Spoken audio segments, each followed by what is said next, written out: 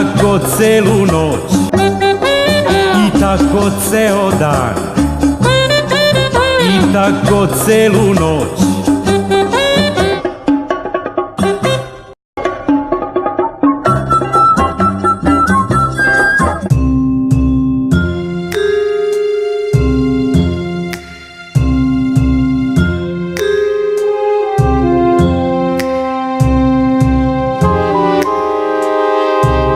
U ovoj epizodi stavljamo, kako je rekao moj sagovornik, fenjer ispod jorgana Beograda. A započinjemo jednom špijunskom pričom. Naime, verovali ili ne, baš ovim ulicama prolazio je čuveni 007.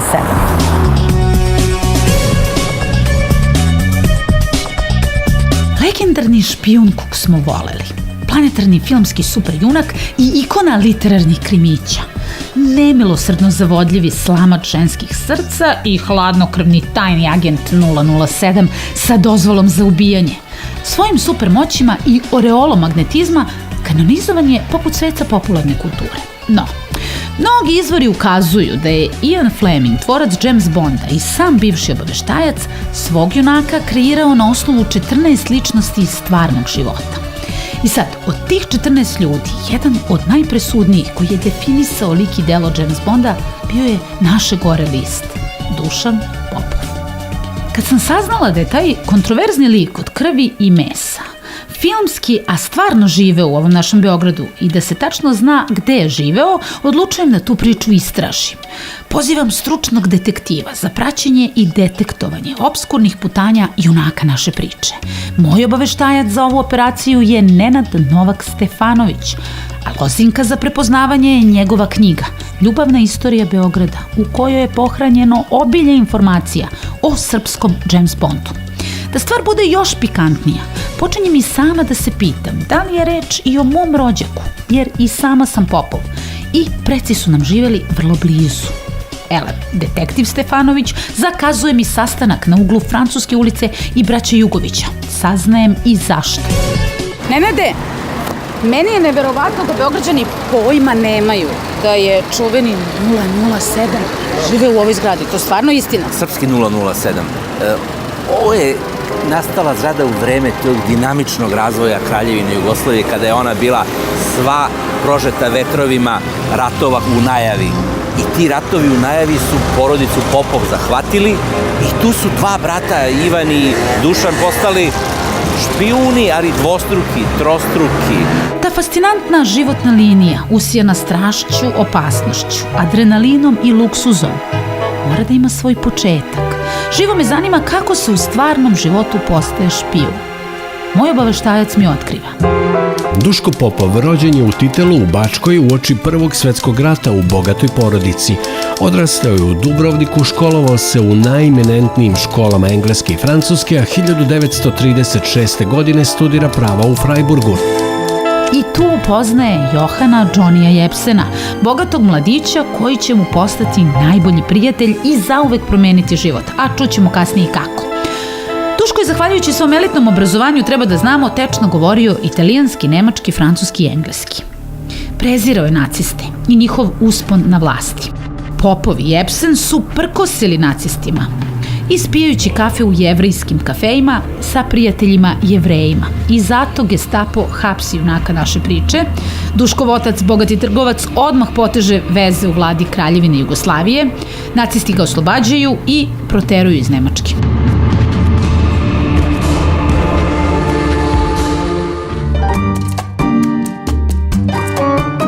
Živeli su čudno, živeli su kako mi ne možemo da zamislimo da se danas živi. Dinamično. Tu je bilo, Beograd je vrveo od špijunskih aktivnosti, MI5 engleskog, MI6 Gestapoa, raznih Abvera, Amerikanaca, svih drugih. Koje su to godine? To su 30. godine kada se pripremaju ratovi, kada raste Hitler, kada se Jugoslavija okreće od svoje tradicionalnog saveznika Francuske i približava se Nemačkoj i fašističkoj Italiji. I Duško Popov je zavrbovan da radi za Gestapo, ali ga istovremeno vrbuju i da radi za Abwehr i za Engleze. I on je pristao, onda radi i za našu obaveštenu službu. priča je stvarno filmska. Početkom 1940. godine Duškov verni drug Jepsen šalje mu telegram da se hitno nađe u Beogradu. Poziva ga da se priključi nemačkoj obaveštajnoj službi Abwehr. Duško je šokiran, zna koliko njegov prijatelj mrzi naciste. Mislim da mu je Johnny rekao nešto ključno. Najbolji način da se neko pobedi je biti u toj ekipi. Ispričao je Marko Popov, Duškov sin, u dokumentarnom filmu Tajne rata, dupli agent tricikl. Naime, Jepsen je predložio Dušku da postanu dupli agenti, da rade za Nemce, a u stvari ih podrivaju skupljajući informacije za saveznike. I tako posta srpski 007. Za Nemce kodnog imena Ivan, za Britance tricikl. Taj naziv tricikl koji on dobio, on je dobio ne samo zato što je bio trostruki agent, to su mu dali Englezi taj naziv jer su ga procenili da on voli te erotske avanture u troje. I vidite, to isto, mislim, pričalo se o njemu to? To su Englezi zabeležili u svojim beleškama o njemu. I onda je on pocenjen kao dobar, jer je potpuno lud. On je trošio ogromne pare na kocki. Bio se kockao i ovde u Beogradu, živeo je sumanuto. Jedna priča kaže da je James Bond verovatno rođen u kockarnici čuvenog hotela Palacio Estoril, nadomak Lisabona. Naime, Duškov raskalašni način života sablažnjavao je britansku tajnu službu, te je slala svoje ljude da ga prate. I tako je agent, zadužen za praćenje Popova u Lisabonu, gledao kako ovaj ulaže $80.000.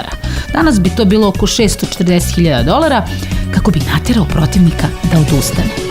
Taj agent bio je Ian Fleming, a njegov prvi roman o agentu 007 zvao se Casino Royale i u njemu postoji identična scena. A istovremeno, takav je bio život u toj kraljevini, vodi dinamičan, ludački život, mi bi rekli, provodi se, besomučno troši i stvara tako privid jednog bezopasnog čoveka. Što jeste čudno, jer kao tajni agent, a pogotovo dupli, vi treba da budete neprimetni i diskretni, a Duško Popov bio je sve suprotno. Dupli agent, kome su verovali i Churchill i Hitler i vrlo verovatni životni plastelin za vajanje lika Jamesa Bonda, živeo je u ovoj zgradi, iza Narodnog pozorišta.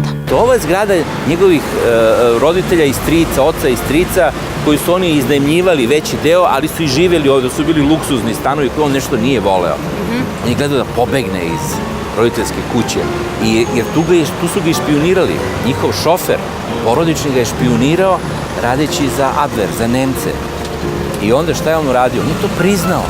On je naručio ubistvo tog šofera, koji je ovde živeo, da. A kako se zna za to? On je napisao to u svojim memoarima. Ozbiljno? On je posle rata priznao to ubistvo, on je naručio to ubistvo od dorčovskih kriminalaca.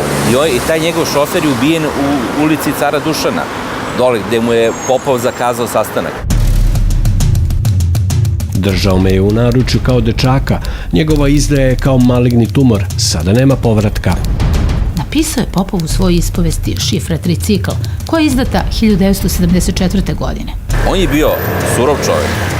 Nema šale sa takvim ljudima koji je odrastao i ovde u Beogradu, rođen inače u Titelu, ali i u Dubrovniku i po svim svetskim mestima. Takvi se retko rađaju i takve rodi ljude samo vreme u kojem oni nastanu. Možemo samo da zamislimo koliko je bilo opasno živjeti u koži Dušana Popova.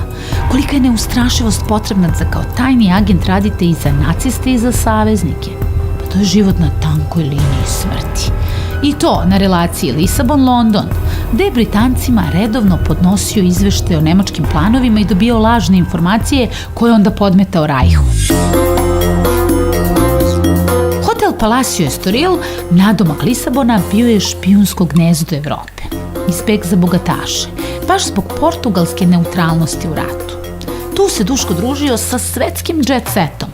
Na aerodromu se upoznao tada sa Jovanom Dučićem, a u tom su hotelu u to vreme boravili i Miloš Crnjanski i Antoine de Saint-Exupéry, tvorac Malog princa. Možemo samo da pretpostavimo sa kim se sve družio i ćaskao junak naše priče i koliko su ti susreti zapravo gradili tako harizmatičnu i slojevitu ličnost. Tad je nastala i ova zgrada sa tim geometrizmom i on je tako meni liči na ovu zgradu koju mi vidimo, koja je delo jednog ruskog imigranta Andreja Papkova i pod dirigentskom palicom i kontrolom mentorskom Dragiše Brašovana. Ali vidimo kako ona lepa, dinamična. Vidite, tako me podsjeća na Popova. Svega tu ima, ti uglovi, ti se sekuse, te vertikale. Jer sve je počelo u Beogradu. Kada mu je drug Johnny Jepsen ponudio da radi za nemački Abwehr, neki izvori navode da je Duško otišao u britansku ambasadu u Beogradu i ponudio Englezima da radi za njih. Tu ga šalju u službu za izdavanje pasoša, koja je zapravo štab MI6. Priča kaže da je MI6 2 dana ispitivao Popova pre nego što su ga prihvatili za svog tajnog agenta. Duško nije ni znao da mu stariji brat Ivan već radi za njih, a na prvom sastanku sa Wehrmachtovim Abwehrom Duško je lagao da ima uticajne poznanike u Engleskoj. MI6 je onda davao Dušku lažne izveštaje koje on prosljeđivao Abwehru. Abwehr je s druge strane vrbovao i dugogodišnjeg šofera Duškove porodice da ga prati. Čuli smo kako je završio onaj koji je špionirao junaka naše priče. Njegov brat je uhapšen ovde i on u Londonu. Vidite, on izvadi brata iz zatvora. Brat koji je ovde je bio šef centrala Gestapoa. Vojski današnji.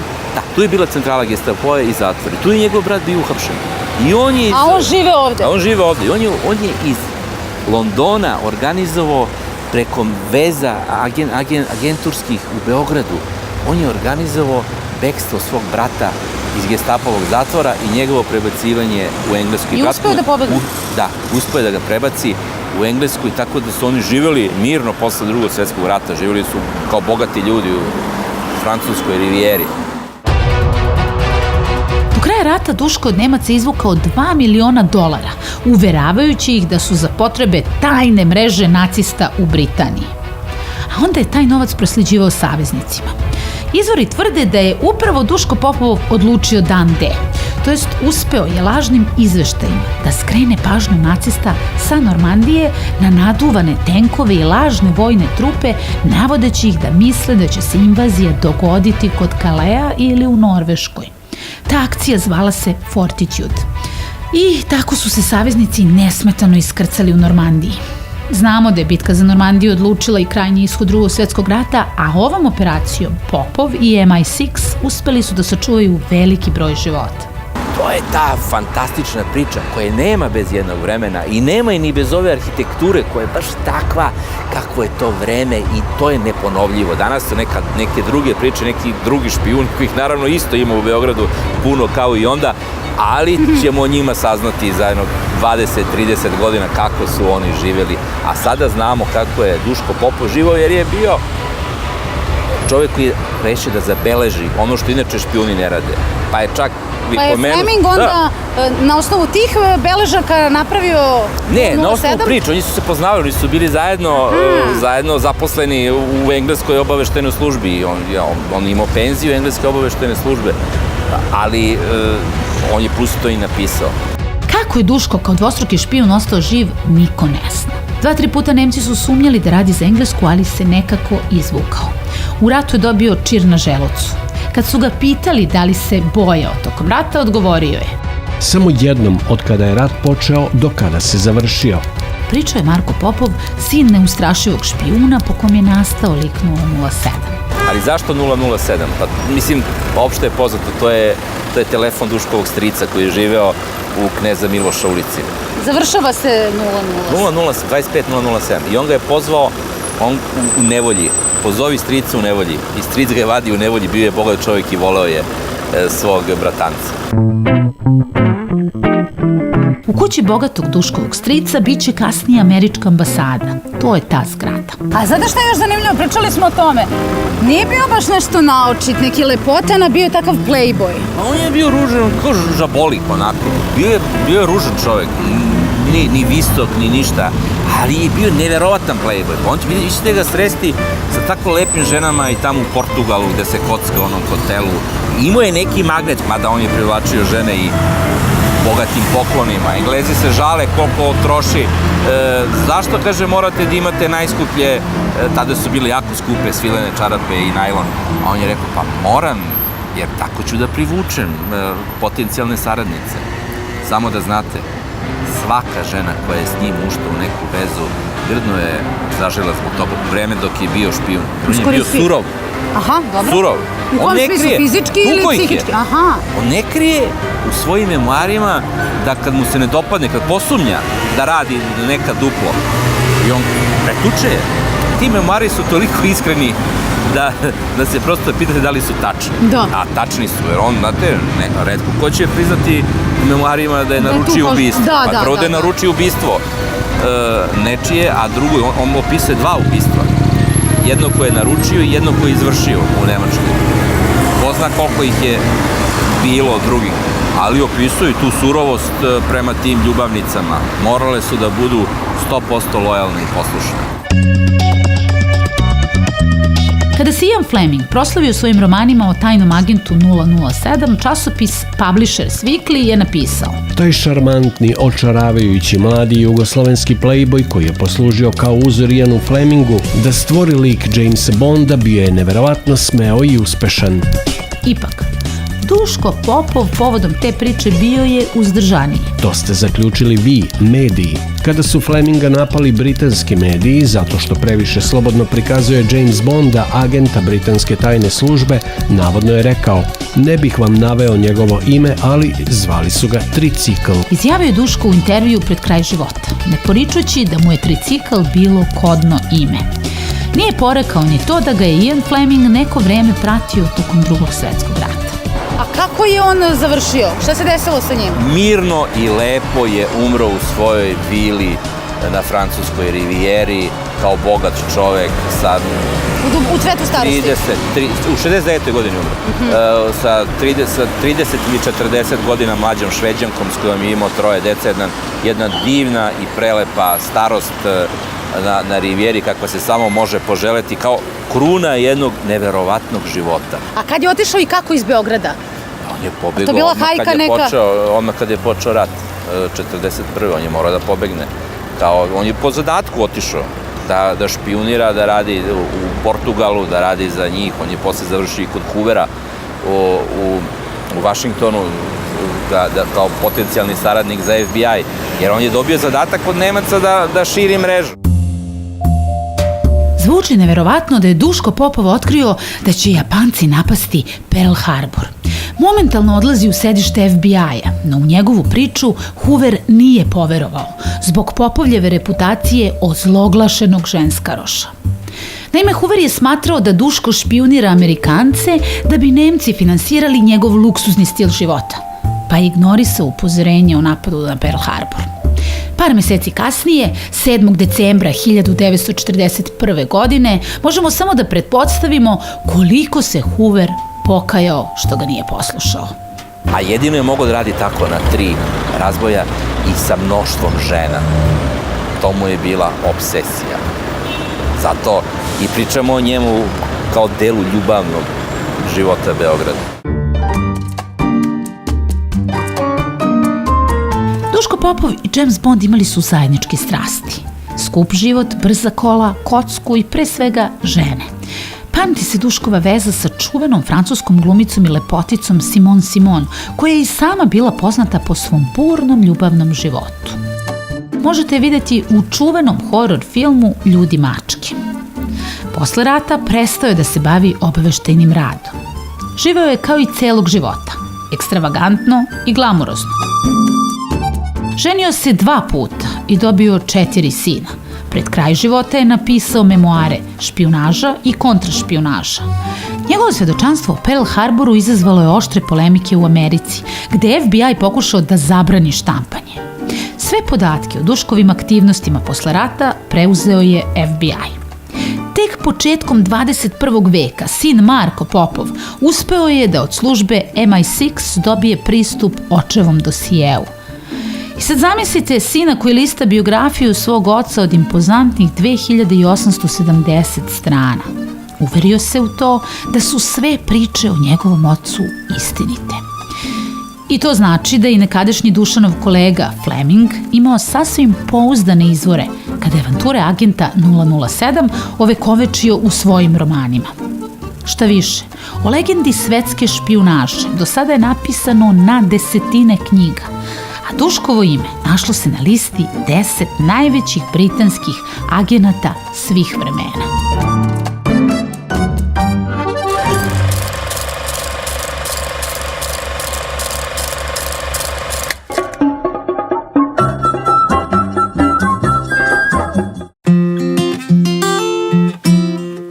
seriji 52 vikenda u Srbiji turističke organizacije Srbije našla sam idealnu maršrutu za ovaj vikend. Pravac Srpsko more, to jest Đerdapska rivijera sa svojim najatraktivnijim destinacijama. Rezervisala sam nam Veliko Gradište i Golubac, putovanje kako kroz istoriju, tako i neke od najlepših prirodnih pejzaža u Srbiji. U podnožju Karpata i Homoljskih planina na lepom plavom Dunavu predlažem vam gradić šarmantnih uličica sa cvetnim baštama i balkonima, sa sačuvanom čaršijom iz vremena Turaka i popločanim šetalištem od grada do Srebrnog jezera, savršeno za šetnju i vožnju bicikla, a tu je i niz plaža na Dunavu i Peku. Od maja do septembra gradište je centar i bogatog kulturnog i zabavnog života. Crkva Svetog Arhangela Gavrila u Gradištu iz 1852. godine priča kako su se obrazovani gradištanci ugledali na razvijenije sredine i kako se ova naša Srbija razvijala u 19. veku. Obavezno posjetite Narodni muzej u Gradištu. Reč je o jedinstvenoj zbirci od 1500 artefakata koji slikovito pripovedaju o burnom životu na ovim prostorima, od kamenog doba do danas. Na 2. kilometru od Velikog Gradišta, pa možete i peške šetalištem od grada, je jedan od centara srpskog turizma, Srebrno jezero. I ne čudi kad ima ozbiljnu infrastrukturu i ponudu od kafića i restorana s pogledom na jezero, golf i teniskih terena, vožnje turističkim brodovima, smeštaj u hotelima i vilama na obali jezera ili pak u odmaralištu ili kampu. Jezero je toliko bogato ribom da je ovde ulovljen šaran težak 45 kg, koji je oborio Guinnessov rekord.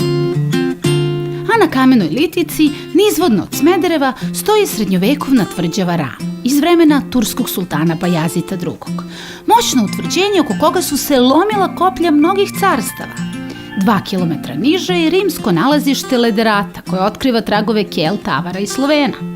Kod Rama se Karađorđe iz izgnanstva vratio u Srbiju, a tu je kao carinik radio i Vuk Stefanović Karadžić. Ovde počinje i 70 km duga Ramska peščara.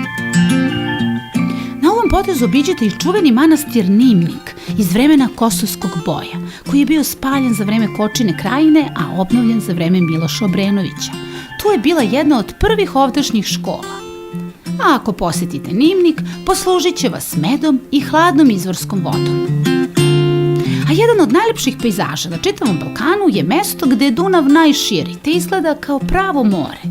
Tu leži Golubac, a ulaz u Đerdapsku klisuru, kao prava straža, čuva fascinantna Golubačka tvrđava.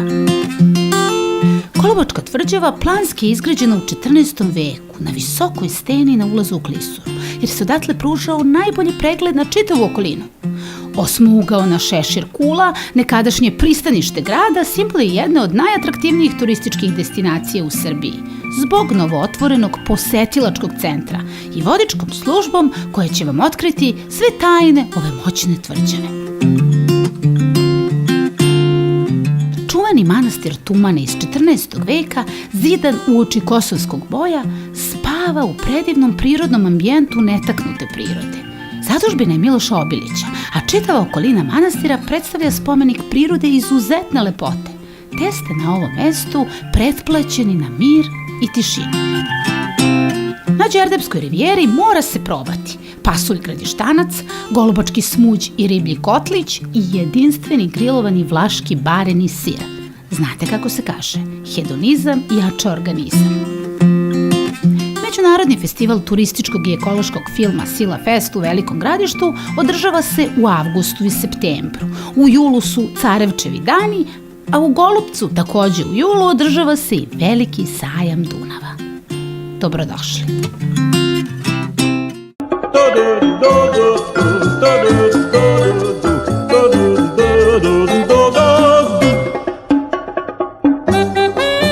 I tako ceo dan, i tako celu noć, i tako ceo dan, i tako celu noć.